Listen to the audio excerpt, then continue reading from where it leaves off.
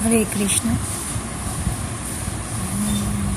তো আজকের থেকে আমরা শ্রীমদ্ ভগবত গীতা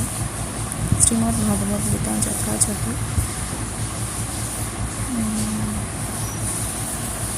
পড়ার একটু চেষ্টা করব। প্রথম অধ্যায় থেকে শুরু করছি। বিষাদ যোগ। ধৃতরাষ্ট্র উবাচ ধর্মক্ষেত্রে কুরুক্ষেত্রে সমবেতা যজুৎসব মামকা পাণ্ডবাশ্চৈব কিম কুর্বত সঞ্জয়। এখানে ধৃতরাষ্ট্র জিজ্ঞাসা করছেন সঞ্জয়কে, ধর্মক্ষেত্রে যুদ্ধ করার মানসে সমবেত হয়ে আমার পুত্র এবং পাণ্ডুর পুত্রেরা তারপর কি করল? শ্রীমদ্ ভগবত গীতা হচ্ছে বহুজন পঠিত ভগবত তত্ত্ববিজ্ঞান, যার মর্ম গীতা মাহাত্ম্যে বর্ণিত হয়েছে। গীতা হচ্ছে পরম তত্ত্ব দর্শন, কারণ পরমেশ্বর ভগবান শ্রীকৃষ্ণ নিজে এই জ্ঞান দান করে গেছেন। এখানে এটি বলা রাখা উচিত বা আমাদের জেনে রাখা ভালো যে শ্রীমদ্ ভগবত গীতা হচ্ছে মহাভারতের একটি অংশ। মহাভারতে বর্ণিত ধৃতরাষ্ট্র সঞ্জয়ের মধ্যে যে আলোচনার বিষয়বস্তু ছিল শ্রীমদ্ ভগবত গীতার মূল তত্ত্ব দর্শন বা মূল উপাদান শ্রীমদ্ ভগবত গীতা মহাভারত থেকে নেওয়া হয়েছে। এখানে আমরা জানতে পারি যে এই মহৎ তত্ত্ব দর্শন প্রকাশিত হয়েছিল কুরুক্ষেত্রের রণাঙ্গনে, যা সুপ্রাচীন বৈদিক সভ্যতার সময় থেকে পবিত্র তীর্থস্থান রূপে খ্যাত। ভগবান যখন মানুষের উদ্ধারের জন্য এই পৃথিবীতে অবতরণ করেছিলেন, তখন এই পবিত্র তীর্থস্থানে তিনি নিজে পরম তত্ত্ব সম্বন্ধিত এই গীতা দান করে গেছেন। এই শ্লোকে ধর্মক্ষেত্র শব্দটি খুবই তাৎপর্যপূর্ণ, কারণ কুরুক্ষেত্রের যুদ্ধক্ষেত্রে ভগবান শ্রীকৃষ্ণ অর্জুন তথা পাণ্ডবদের পক্ষে ছিলেন।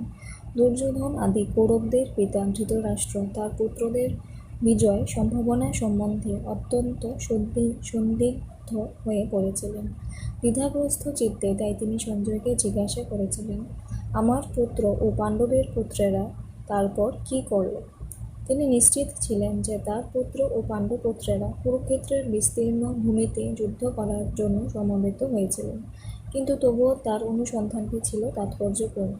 তিনি চাননি যে পাণ্ডব ও কৌরবদের মধ্যে কোনো আপোষ মীমাংসা হোক, কিন্তু তিনি চেয়েছিলেন যুদ্ধে তার পুত্রদের ভাগ্য সুনিশ্চিত হোক।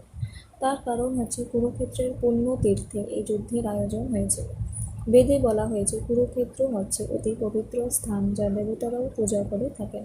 তাই ধৃতরাষ্ট্র এই যুদ্ধের ফলাফলের উপর এই পবিত্র স্থানের প্রভাব সম্বন্ধে শঙ্কাকুল হয়ে পড়েছিলেন, কিন্তু খুব ভালোভাবে জানতেন যে অর্জুন এবং পাণ্ডুর অন্যান্য পুত্রদের উপর এই পবিত্র স্থানের মঙ্গলময় প্রভাব সঞ্চারিত হবে, কারণ তারা সকলেই ছিলেন অত্যন্ত ধর্মপরায়ণ। সঞ্জয় ছিলেন ব্যাসদেবের শিষ্য, তাই ব্যাসদেবের আশীর্বাদে তিনি দিব্য চক্ষু প্রাপ্ত হন, যার ফলে তিনি ঘরে বসেও কুরুক্ষেত্রের সমস্ত ঘটনা দেখতে পাচ্ছিলেন। তাই ধৃতরাষ্ট্র তাকে যুদ্ধক্ষেত্রের পরিস্থিতি সম্পর্কে জিজ্ঞাসা করেন। পাণ্ডবেরা এবং ধৃতরাষ্ট্রের পুত্রেরা ছিলেন একই বংশজাত, কিন্তু ধৃতরাষ্ট্রের মনোভাব এখানে প্রকাশ পেয়েছে। তিনি কেবল তার পুত্রদেরই কৌরব বলে গণ্য করে পাণ্ডুপুত্রদের বংশগত উত্তরাধিকার থেকে বঞ্চিত করেছেন। এইভাবে ভ্রাতুষ্পুত্র বা পাণ্ডুর পুত্রদের সঙ্গে সম্পর্কের মাধ্যমে ধৃতরাষ্ট্রের বিশেষ দৃষ্টিভঙ্গি হৃদয়ঙ্গম করা যায়। ধান খেতে যেমন আগাছাগুলি তুলে দেওয়া হয়, তেমনি ভগবদ্গীতার সূচনা থেকে আমরা দেখতে পাচ্ছি যে কুরুক্ষেত্রের রণাঙ্গনে ধর্মের প্রবর্তক ভগবান শ্রীকৃষ্ণ স্বয়ং উপস্থিত থেকে ধৃতরাষ্ট্রের পাপিষ্ঠ পুত্রদের স্বমূল্যে উৎপাটিত করে ধার্মিক যুধিষ্ঠিরের নেতৃত্বে ধর্মপরায়ণ মহাত্মাদের পুনঃ প্রতিষ্ঠা করার আয়োজন করেছেন। বৈদিক এবং ঐতিহাসিক গুরুত্ব ছাড়াও সমগ্র গীতা তত্ত্বদর্শনের পরিপ্রেক্ষিতে ধর্মক্ষেত্র ও কুরুক্ষেত্রে এই শব্দ দুটি ব্যবহারের তাৎপর্য বুঝতে পারা যায়। এখানে আমি কিছু শব্দ বলবো। এখানে এই যে শ্রীমদ্ ভগবত গীতা শ্রীমদ্ ভগবদ্গীতা আমাদের পাঠ করতে হয় ভগবত তত্ত্বদর্শী কৃষ্ণ ভক্তির তত্ত্বাবধানে। ব্যক্তিগত কোনো দৃষ্টিভঙ্গির পরিপ্রেক্ষিতে গীতার বিশ্লেষণ করা কখনো উচিত নয়। গীতার যথাযথ অর্থ উপলব্ধি করার দৃষ্টান্ত ভগবদ্গীতায় আমাদের সামনে তুলে ধরেছে অর্জুনের মাধ্যমে, যিনি স্বয়ং ভগবানের কাছ থেকে সরাসরিভাবে গীতার জ্ঞান লাভ করেছিলেন। অর্জুন ঠিক যেভাবে গীতার মর্ম উপলব্ধি করেছিলেন, ঠিক সেই দৃষ্টিভঙ্গি ও মনোবৃত্তি নিয়ে আমাদের সকলেরই গীতা পাঠ করা উচিত। তাহলেই গীতার যথাযথ মর্ম উপলব্ধি করা সম্ভব হবে।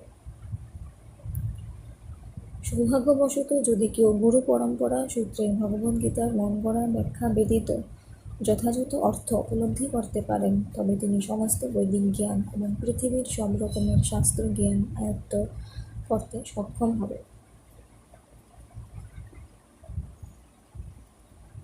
এটাই হচ্ছে গীতার মাহাত্ম্য, এবং এই জন্যই গীতাকে সর্বশ্রেষ্ঠ শাস্ত্র বলে অভিহিত করা হয়। গীতাই হচ্ছে পরম তত্ত্ব দর্শন, কারণ পরমেশ্বর ভগবান শ্রীকৃষ্ণ নিজে এই জ্ঞান দান করে গেছেন। এখান থেকে আমরা এতটুকু বুঝতে পারি যে শ্রীমদ্ ভগবদ গীতা আমাদের পাঠ করতে হবে ভগবত তত্ত্বদর্শী কৃষ্ণ ভক্তের তত্ত্বাবধানে, এবং কোনো ব্যক্তিগত দৃষ্টিভঙ্গি বা ব্যক্তিগত কোনো বিচার ভাবনা না করে ভগবান শ্রীকৃষ্ণ যে উদ্দেশ্য নিয়ে যা যা বলে গেছেন তা আমাদের সঠিকভাবে বোঝার চেষ্টা করতে হবে। আজকে পর্যন্ত এতটুকুই। পরের